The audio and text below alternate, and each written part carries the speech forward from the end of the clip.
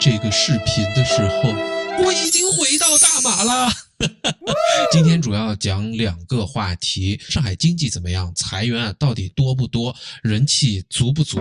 另外一头，老年人最近有一个理财产品爆雷，几十万户老年人一辈子的心血付诸东流。真的是千刀万剐，罪该万死。我们自己的父母还在中国，未来怎样养老呢？梅大师啊，在下刀哥，还有我们三个呢，在三个地方把各自的个人的真实的感受穿插到一起，想奉献给大家。我呢已经发了一个视频，是讲小孩子教育的。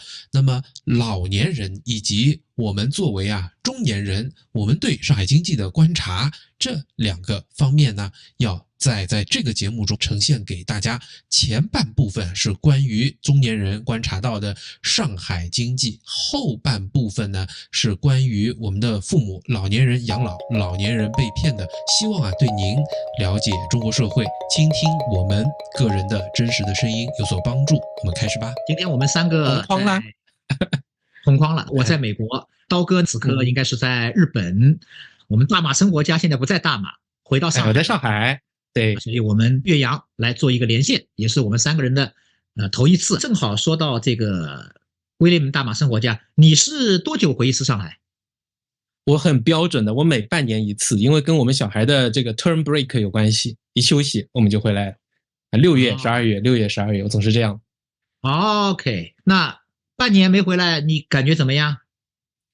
我觉得可能冬天和这个夏天回来还是不一样。我去年冬天回来，说实话跟现在的感受还是一样的，很萧瑟，很冷淡。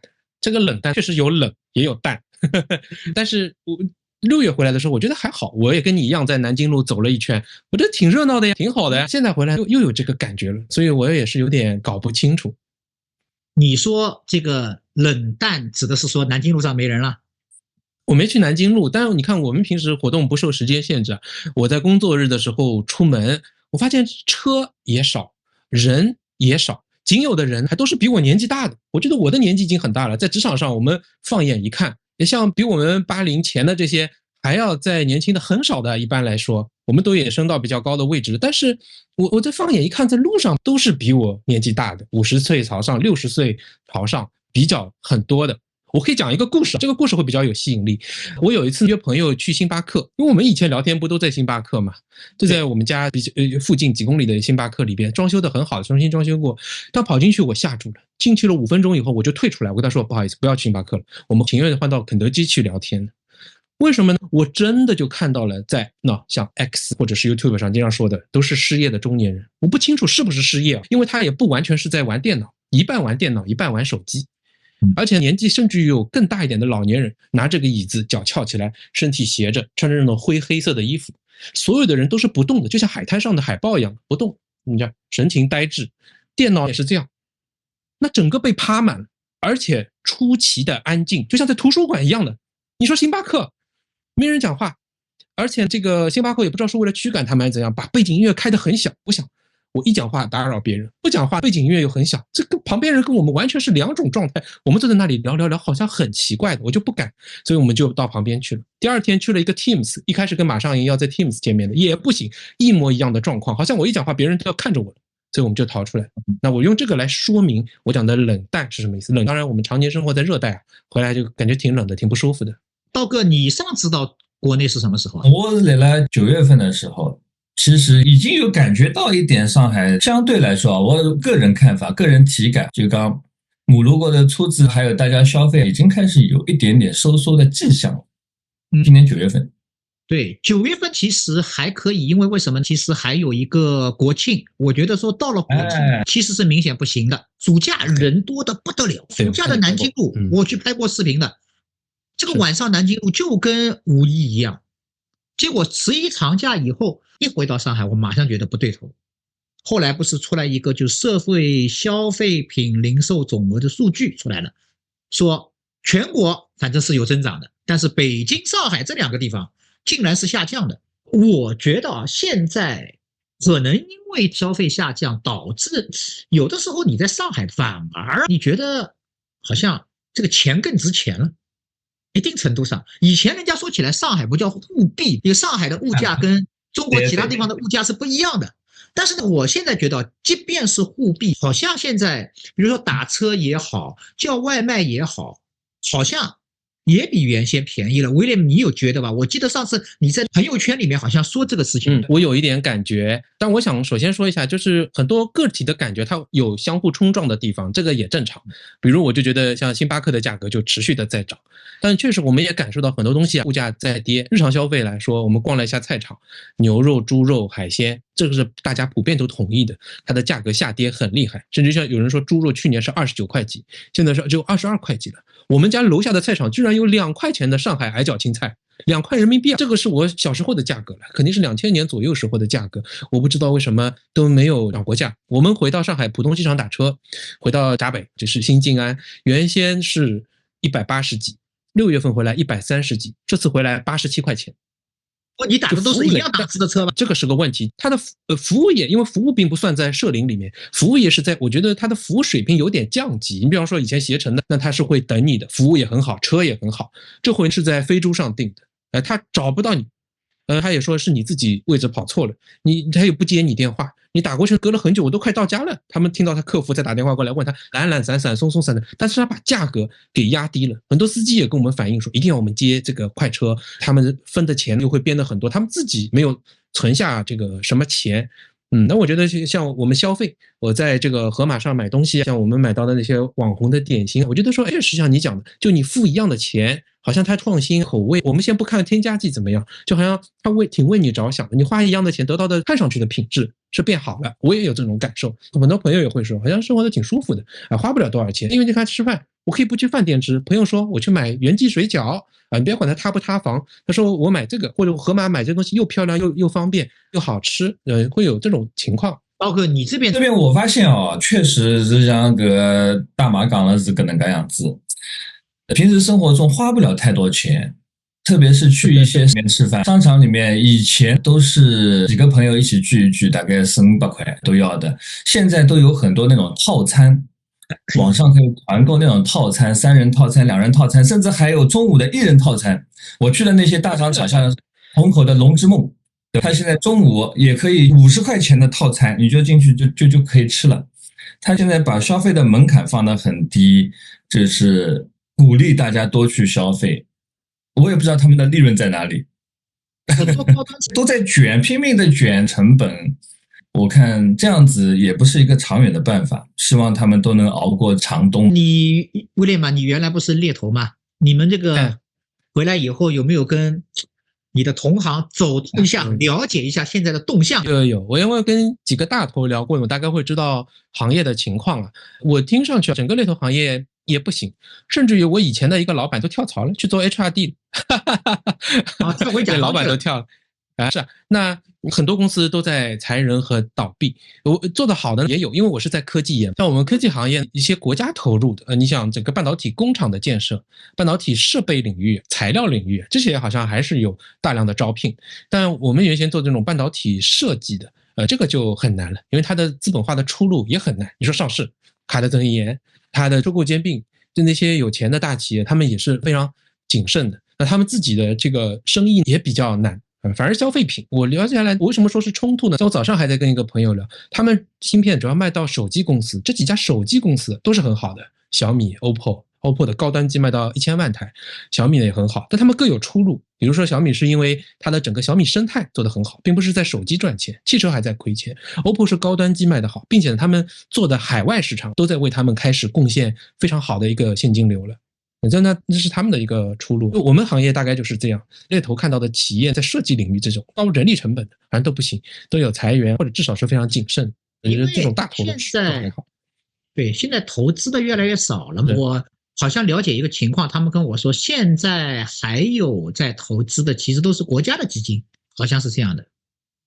对，因为我们前2年疫情之后，企业的估值都已经很高了。其实很多企业，尤其是像我们原先待的创业公司，最后一轮估值的投的那些投资者，他们基本上都目前是亏的，就他现在企业拿不到他当时的估值都还达不到，那你就可以想象他们就不会再投了，民间就肯定不会投，拿国家的有，看越来越多的企业被什么人民网被一些领导人都过去拜访一下，给他们点赞一下，他们得到一些加持，这种情况是我想会变多了。刀哥，你是做金融的呀？现在就是一个新的周期，很多的企业它就进入一个重新估值的阶段，现在确实是有这样子的一个状况，而且是国企，像刚才大马也说的，国企它本身一个现金流更加充足一点，而且每年它都有投资的指标。日本这边我也看到很多的国企其实也在慢慢的想要扩张，民企这一块也就要哭头。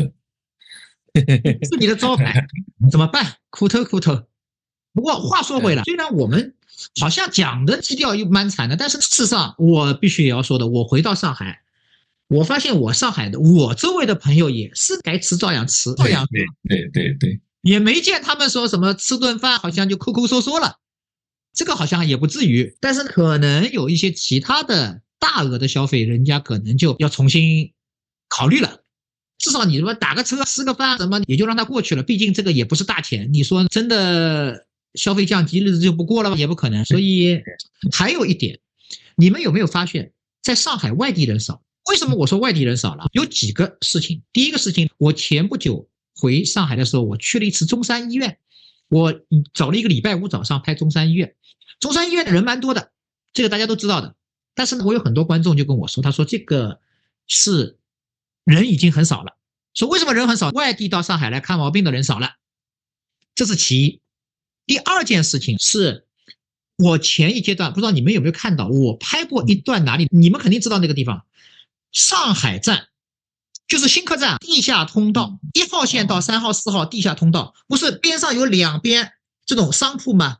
以前最多的最早就是发票卖假发票的，后来不是卖手机吗？什么手机号码、手机贴膜、手机卡，就卖这种东西的。现在呢，我去拍的时候发现倒掉1/3。你看到里面的手机店买那种手机卡什么的，你会到那里去买手机吗？你肯定不会去啊。这里谁去买的啦？就是外地人去买的。我认为这里就是外地人去买的。上海人应该没有人会到这种地方去办个手机号，或者去买一个手机。外地人从火车站下来以后，他就那里，所以那边的店掉了1/3。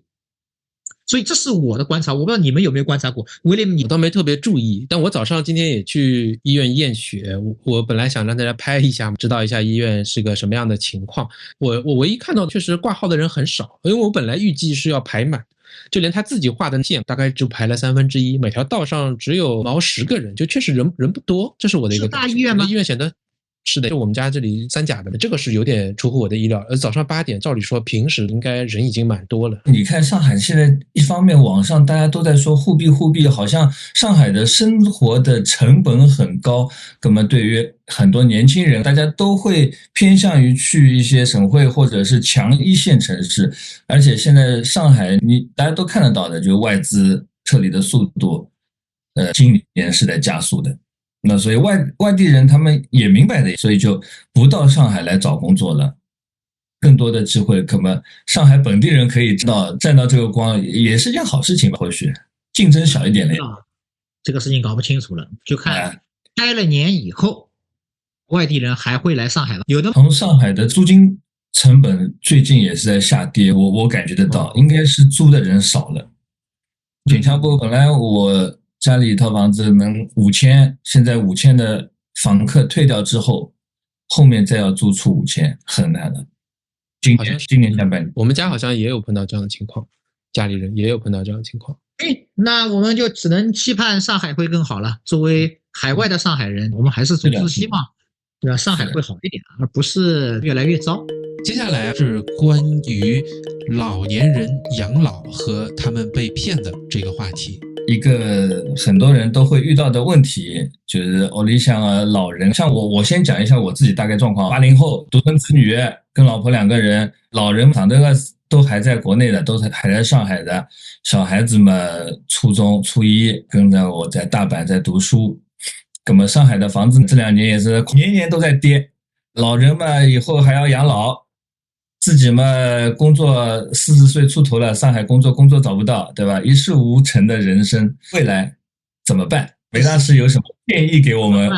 我这是变成老移民了，很多我们观众要骂娘了，说这个算什么老移民？我也不知道该怎么办呀。每个人都有自己的苦境，你其实应该跟威廉情况差不多吧。我来先说好了，我们大概出去马来西亚有2年的时间，我们父母就还在上海，那他们有自己的房子，你说养老要考虑吗？肯定要考虑的。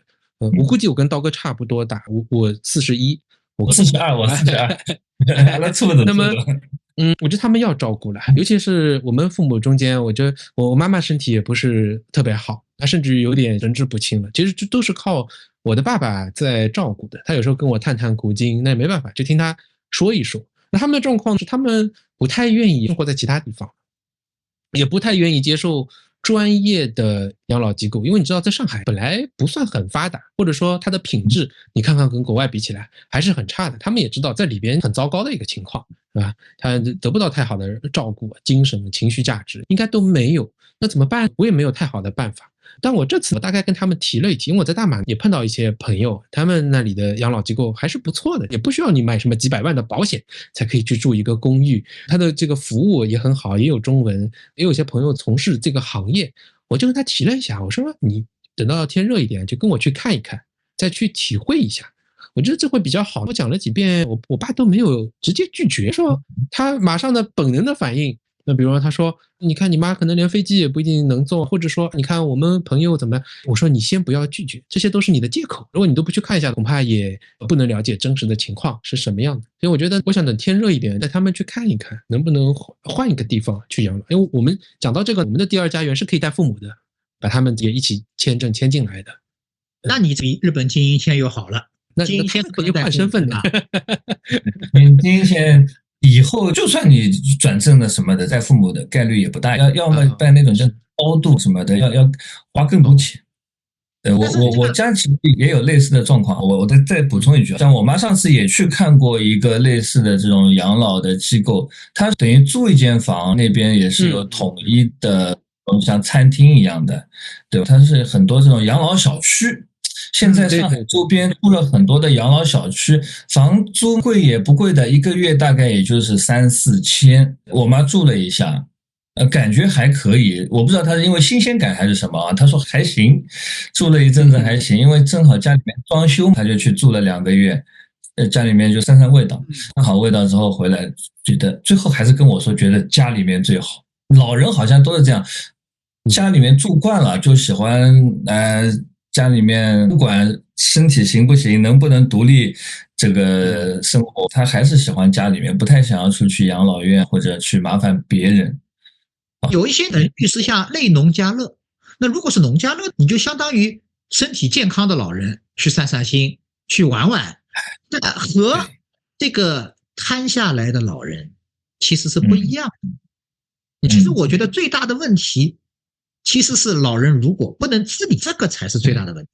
身体好，其实你住家里也好，住农家乐也好，住养老社区也好，其实都只要有钱，你想咋地。那我要问一下刀哥，你帮母亲看的这种，他是直接每个月付钱就可以去住的这种社区，还是说像我刚刚讲的和保险公司合办，要买这种很贵的这种意外险或者怎样保险才行的？你说的那种，我妈也看过。泰康养老呀，对，泰康，以来好像现在上海周边开了很多个，我觉得门槛稍微高一点，就要买好贵几万块钱的那个保险。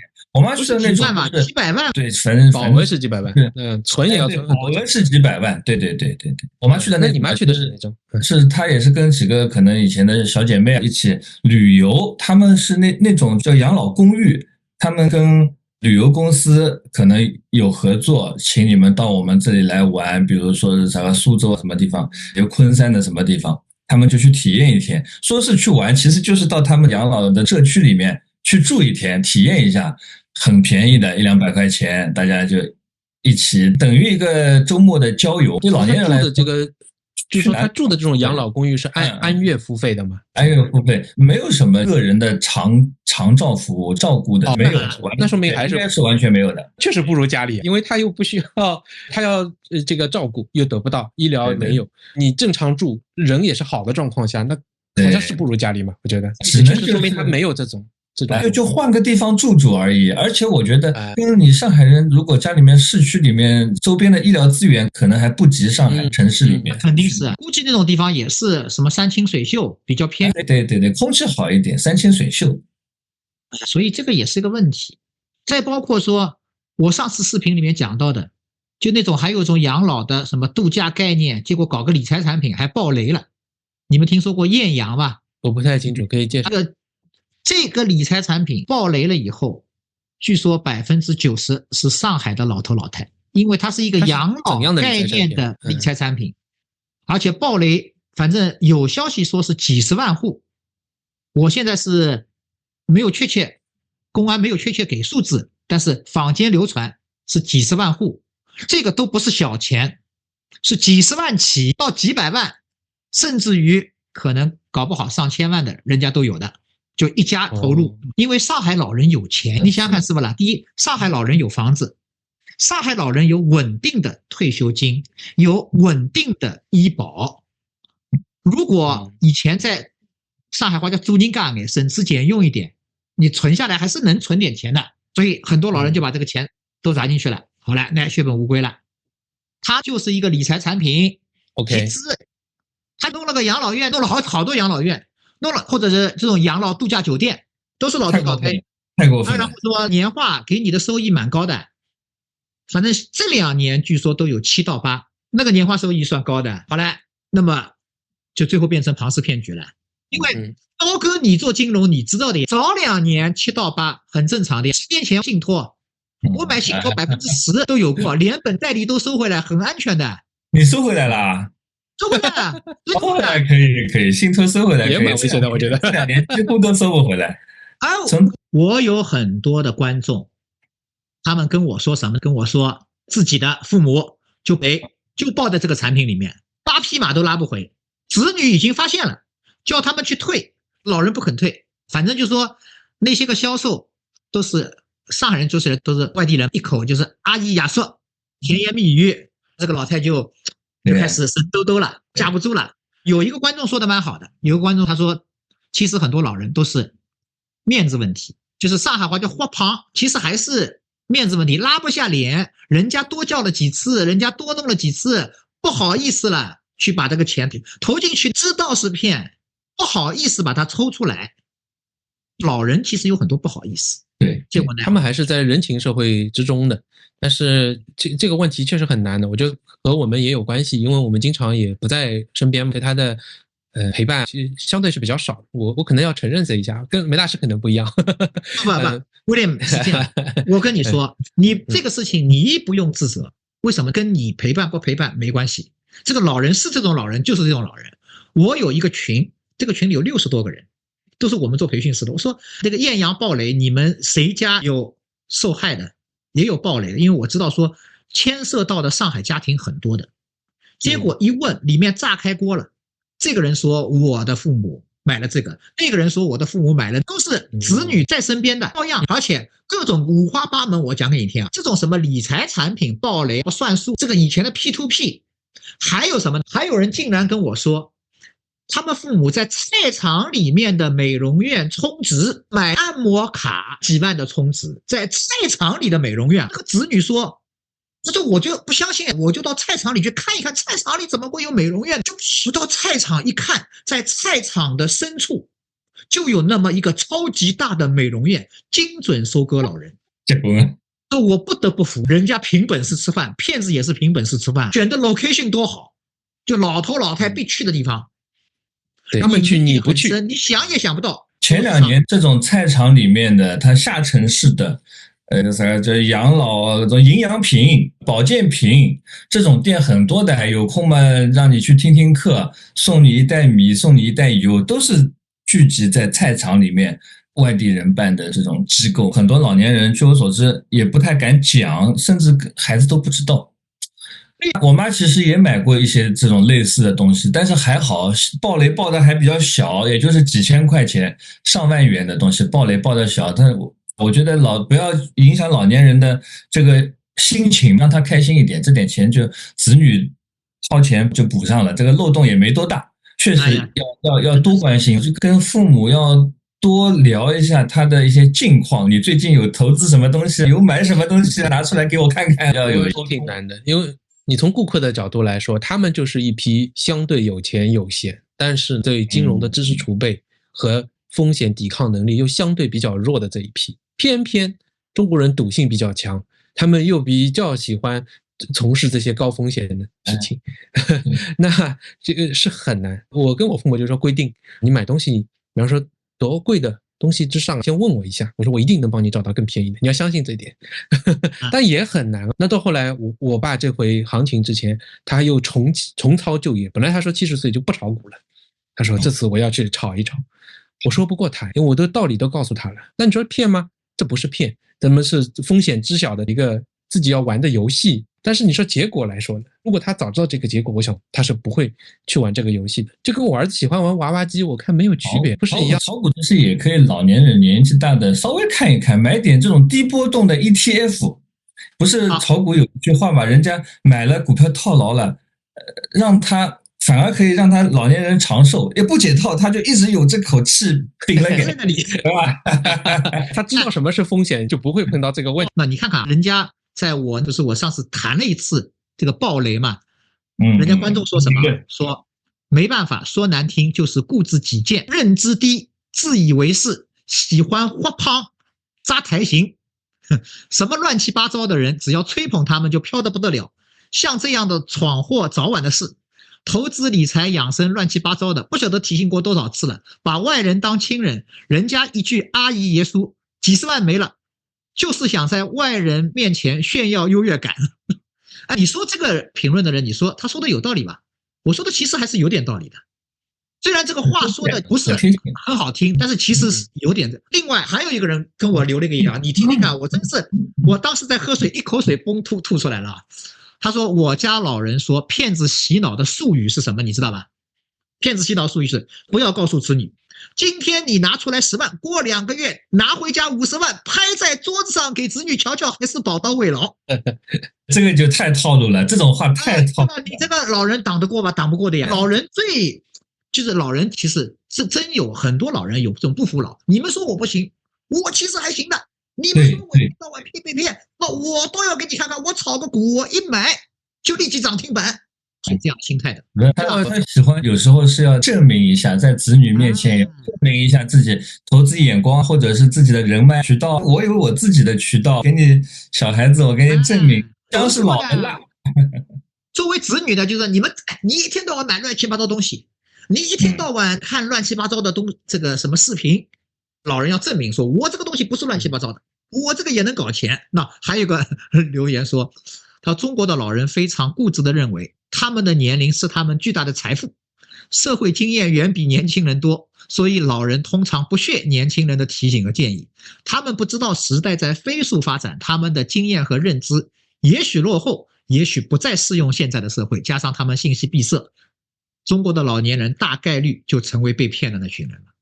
所以其实就是这样。我觉得他部分讲的有，我觉得就是说他点出来的东西可能是有些道理啊。从自我批判的角度来说，他可能是讲出了中间的心理因素。但比如说，我想要问一下梅大师或者道哥，但这种情况在美国多不多？首先，在日本我不知道，在美国诈骗老年人这种退休金的好多，也很多是吧？也很多，出于什么心理我不知道，但是肯定是有，这是一个世界性的问题。我相信日本应该。茫茫多，就那个地面师嘛。前2天电视里面还出来一个诈骗了一个什么爱知县的一个75岁的一个老人几千万。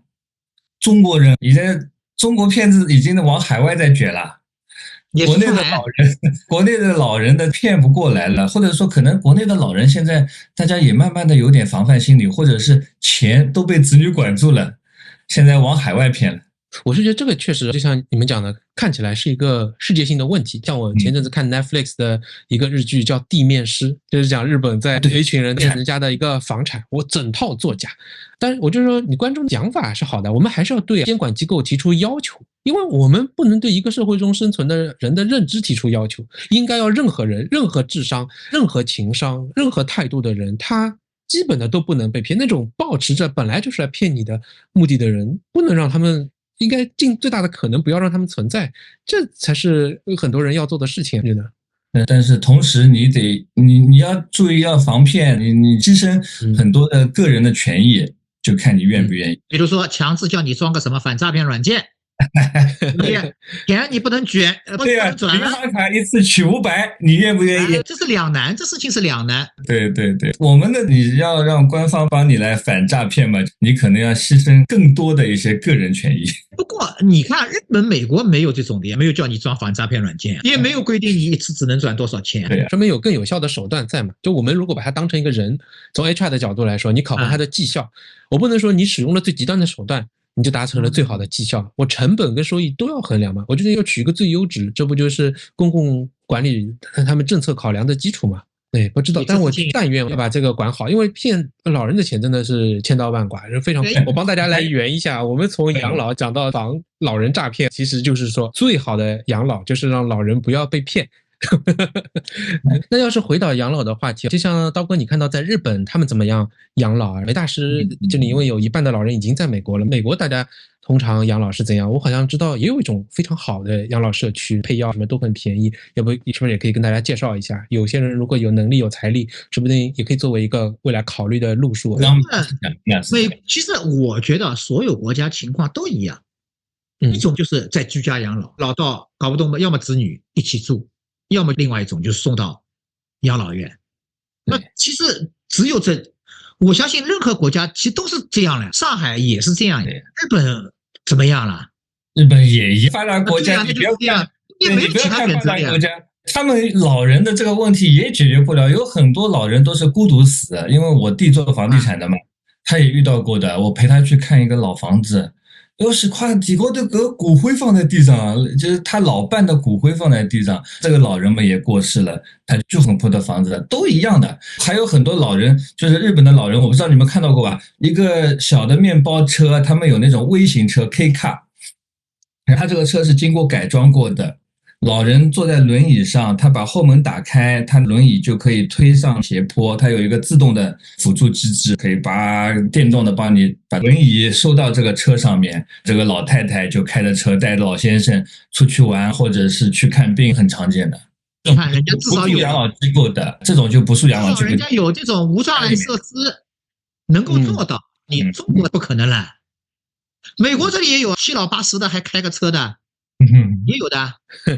好，我们可以请大家来，观众朋友一起来补充一下。反正这个我觉得说是一个社会难题，无解。但是我听说，反正日本应该就不是有各种老人的服务，应该稍微好一点啊，老人的那种养老院，对不啦？关键是什么？服务态度，不花钱的问题，你知道吧？服务态度好。当然，我不知道是不是因为拍视频的关系，但是我相信肯定日本人心里面他没有那种什么就是下跪什么，他没有那种羞耻感。他没有羞耻感，不像中国你如果你帮老人洗洗脚，或者你帮老人就跪在面前跪式服务，大家会觉得我这个是低人一等或者怎么样。就日本人的服务员，就他们特别年轻人，他倒真的没有这方面的多想，他的服务就看上去就比较贴心。但其实国内我相信那种好一点的养老院，你多给点钱的也能够享受到很好的养老服务。那要给多少了？反正照马上营说，你多给钱也不行，一个月那种2、3万的，我相信服务应该也2、3万可以了，你要1、2万估计不行。就1、2万可以，条件很好，但是service到底怎么样不晓得，只有你自己住进去才晓得，只有老人住了才晓得。而且说是什么呢？不能自理的时候才晓得，你能自理的时候，对，是的。我们做自媒体的，老了不影响的。你到7老80的，我们也希望哪天以后，未来30年后也能够一起聚在镜头前面，大家都感谢我。话都讲不动了，唾液都滴下来了，讲了一半。我们也欢迎观众朋友来下面留言，来说说看你是怎么想的，包括这些老人被骗的事情，真的是想想真的不知道该怎么形容，真的丧尽天良。好吧，那我们这期就要不聊到这边。好，谢谢大家，谢谢。欢迎观众网友在下面留言。哎呦，谢谢大家看到了这里啊，那么长时间都坚持下来，你一定是个真爱粉。一个小小的请求，请帮我转发到一个群里，这样呢，对我们频道的发展会非常有帮助。谢谢你，拜拜。